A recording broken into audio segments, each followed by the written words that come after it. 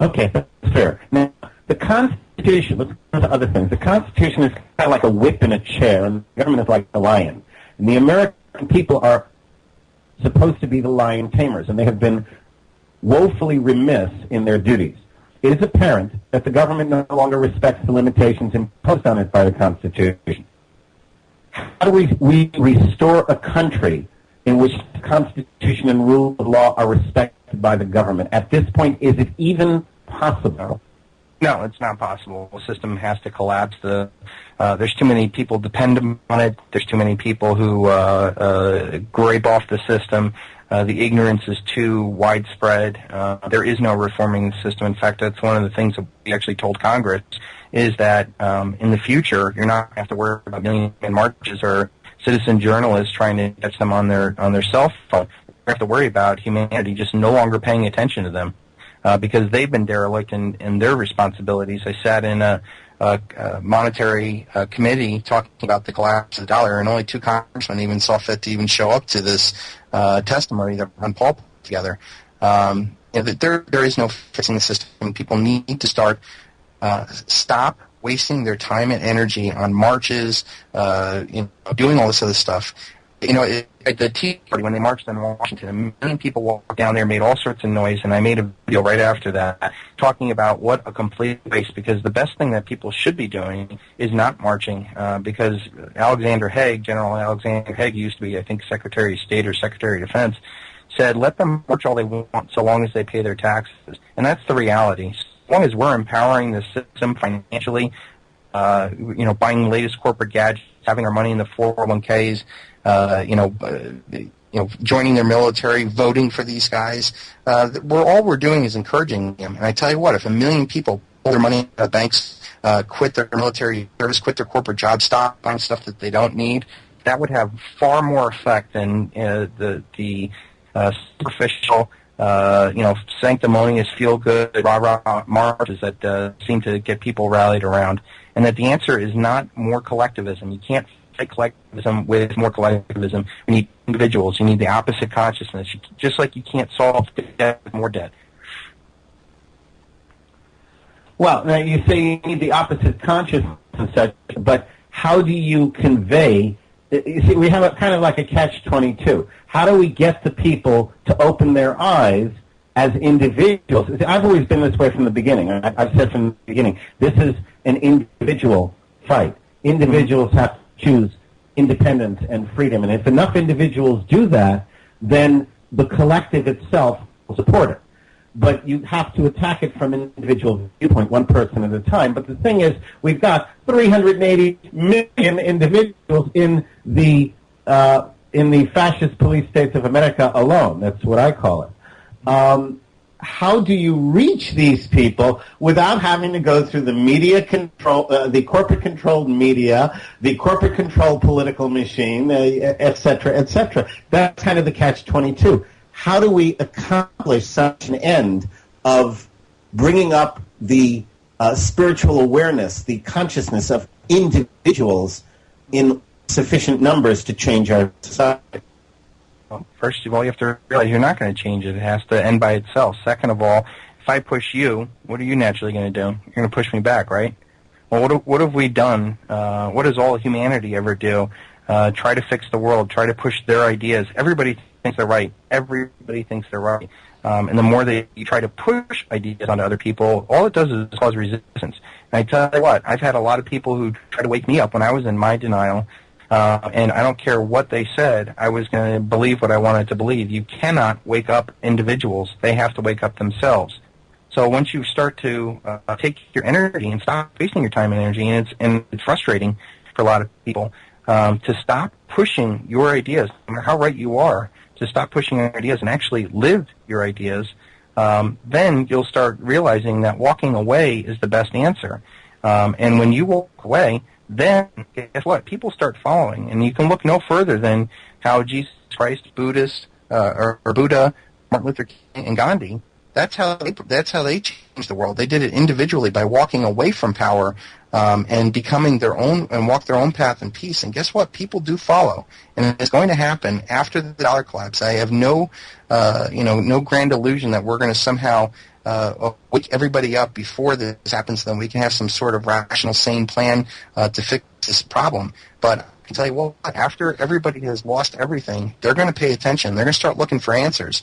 And at first they're going to be angry at the Bill Clintons and Henry Kissingers and Obamas and the Bushes and all these that they put up in place. But after a while, they're going to get tired of that and burn out.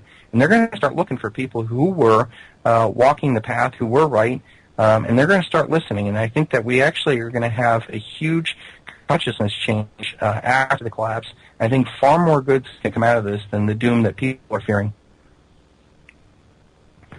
Well, that's an interesting perspective. I had several years ago occasion to come across a copy of the Daily Mirror from August of 1944. This was not a library copy. It was somebody actually read it. And both the front page and back page had the Yankees. The back page was the baseball team. The front page were the Allies in World War II. Mm-hmm. And this was after D-Day, so the Germans knew they were going to lose the war. And on page 3, left-hand column, right-hand page, I mean, the number one place in the newspaper to see something, right back there was a paragraph quote from Adolf Hitler. And I'm a theater person. I put myself in the role of a German soldier, and then I read the quote. I don't remember exactly what it said, but Hitler already knew he was going to lose the war. Somehow, whatever you said was inspiring from that perspective. He really and truly was going out there telling the German people, victory is right around the corner. Not people, German soldiers. Victory is right around the corner. Our cause is righteous, even though the sky was literally falling in that moment. Mm-hmm. So it seems to me that when the collapse comes, and it is inevitable, you're going to get the same propagandists telling the same thing today you've got the modern-day version of the Joseph Goebbels School of Public Relations. Tell them what they want to hear, even when the sky is falling. Some of them, a good deal of them, will believe it. Mm-hmm. How do you overcome that in terms of, because a lot of people will, they'll just think what I saw it on CNN. Yeah. Well, the same way that Hitler, the German people overcame the Hitler when they came face to face with the consequences of their failure. And I forget if it was Goebbels or one of these other guys said that a lie can be maintained so long as the economic, military, and social consequences are not felt by the people. They will bear any burden up until that point, and once that point hits, there is no going back.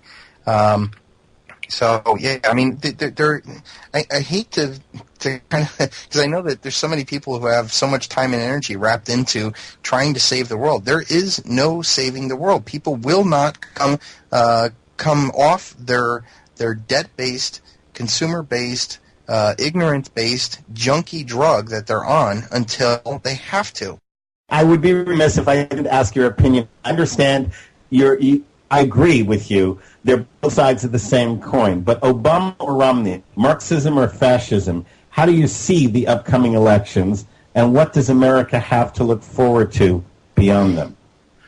What do I think is going to happen? I think the criminal elite's going to run the table again. It's not just the presidency; it's the governors, it's the senators, it's the congressmen, it's the CEOs, it's the generals. The power structures in place will never change. That's why it's a waste of time, protesting and supporting. And the best thing to do is to walk away from the system, delegitimize the system, disempower the system, deleverage the system. One of my most famous articles I wrote was called "The Silver Bullet and the Silver Shield," and it's all about taking your real wealth outside the debt and death paradigm, outside of Wall Street, outside of the bank, and just buy physical silver. I mean, it's that simple.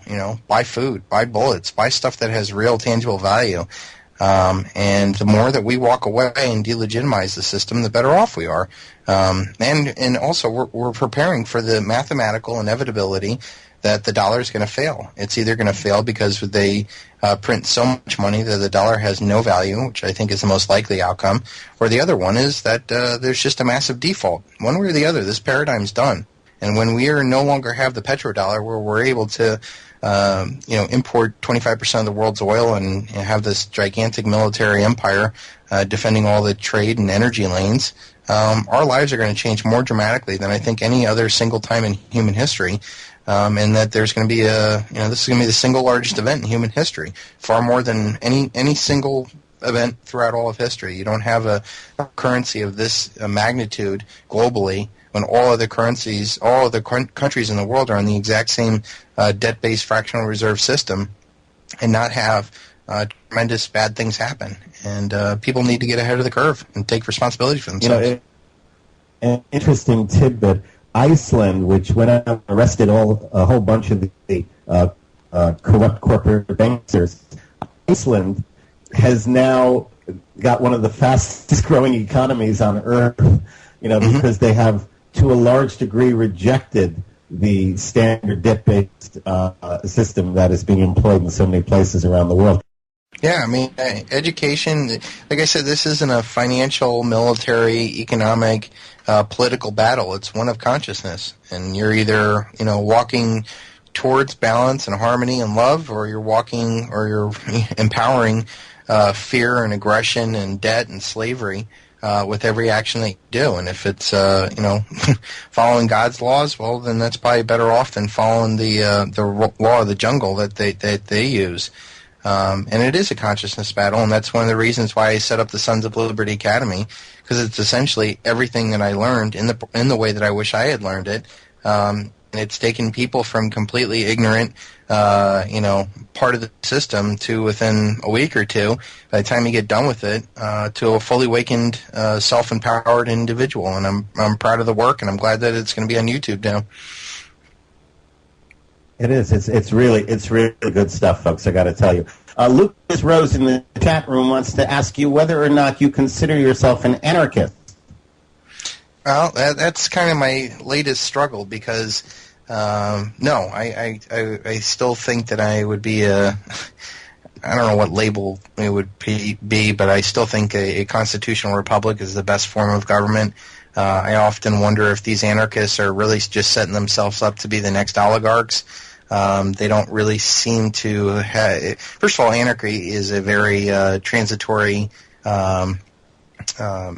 environment, and that usually the most aggressive people tend to garner the most power and rig the game in their favor, and they end up becoming the next oligarchs. Whereas a constitutional republic is simply...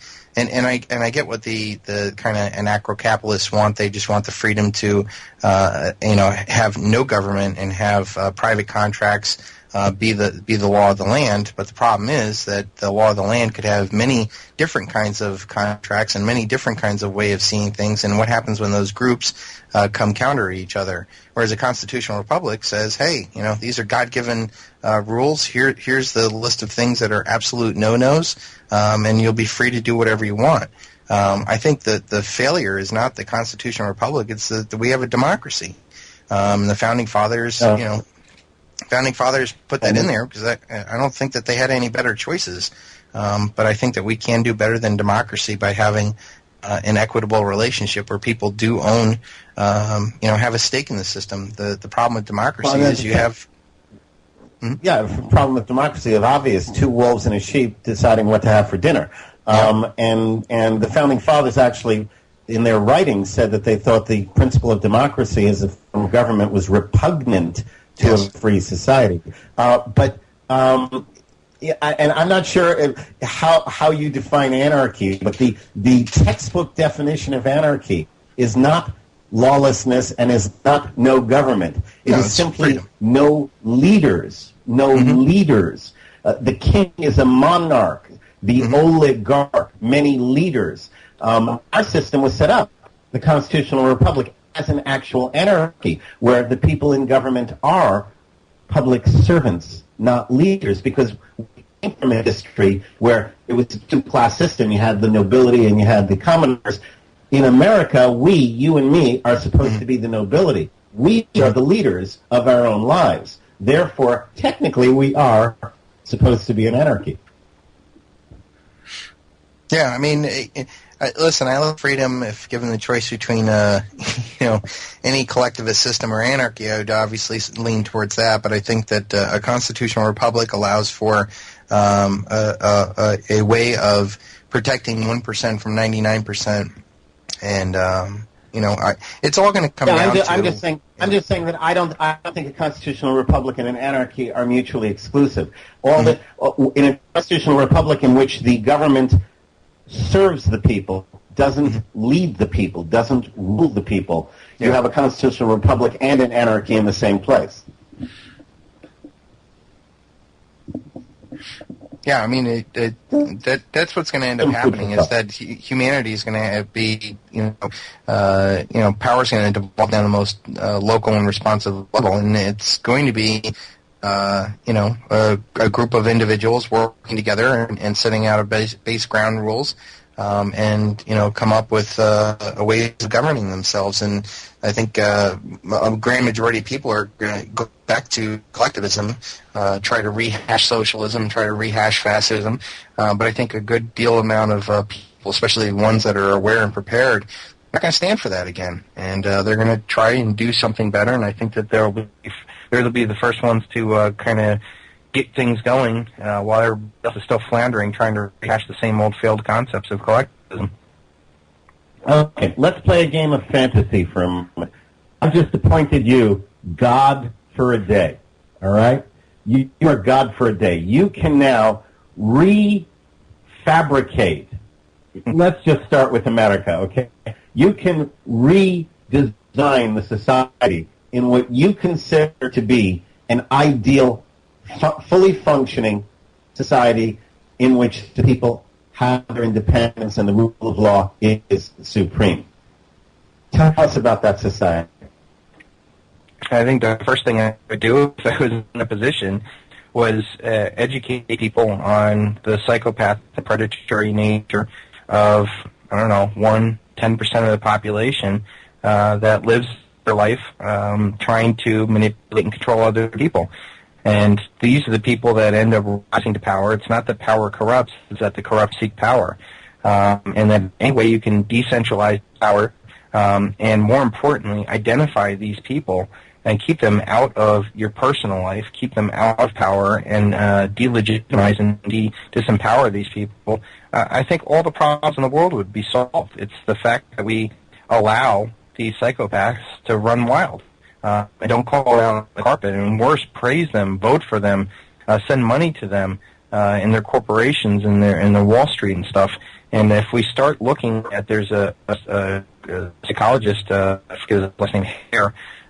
There's 14 check marks or checklists for psychopaths, and if you look that up and you start looking at all the toxic people in your life, and more importantly, look at the leaders that we're following and empowering. They are psychopaths, and we need to just walk away from them. If we could just do that, honestly, everything else becomes easy. Because in my mind, there's only two kinds of people in this world: those that want to be left alone, and those that won't leave you alone. And that if the more that we can walk away from those that are meddling and toxic and controlling, the better off we all are. And you'll treat everybody the way that you would your family, your loved ones. It's the fact that you have to fend off or deal with these psychopaths, and they rig the game in their favor. Yeah, we're dealing with this. So, yeah, I mean, if I was given one power, just give people that education to be able to see them for what they are and stay away from them. Well, and let's come back to the real world for a moment. Now, I agree with you. You're dealing with a bunch of thugs, a bunch of criminals. Okay, only because the Constitution is the supreme law of the land. When they disobey the Constitution, they're disobeying the law. That means they're criminals. But I agree, they're psychopathic criminals, and they're nuts. They're absolutely crazy. Now, when you sit there and you tell crazy people, I'm not going to play your game anymore, they don't just accept that. They come after you. What do we do? You have the right of self-defense. I mean, that's why we have the Second Amendment. But that's what Don't Tread on Me. That's what my website is. We're able to do what we want, and I'm definitely a big believer in the non-aggression principle. But I tell you what, somebody infringes upon my right to life, liberty, and the pursuit of happiness. I have the right to defend myself, my family, and my fortune. And the wonderful thing is, psychopaths tend not to go after people who are aware of that. They keep preying on those that are weak. Or fight other psychopaths that are infringing upon their threat. I think a strong moral man who walks away really has nothing to fear. because the psychopath is more worried about the next psychopath above or below them or next to them who would seek to take their power, or they just simply will prey on the ignorant masses that will fall into the next scam that they put forward. Well, I'll tell you something. I'm definitely on the same page with you, Chris. I really appreciate your coming and discussing this with us, and I hope you've given people some serious food for thought. If we keep doing the same thing we've been doing, expecting different results, that's the definition of clinical insanity. We've got to do something different. We've got to change how we approach this. My guest has been Christopher Duane of the Sons of Liberty Academy. Sons of Liberty Academy, go to their website, www.sonsoflibertyacademy.com. And I'm telling you, folks, what got me to get Chris on the show is I watched one of the videos, and it's just tremendous. He's right. He's absolutely right on. Check it out, sonsoflibertyacademy.com. Chris, I wish you the very, very best. And I hope you'll stay in touch. I'd like to stay in touch with you because, we need to put our minds, our spirits, our hearts together to recreate the world. Sounds good. Thank you very much. Thank you, Chris. It's been an absolute pleasure. www.sonsoflibertyacademy.com.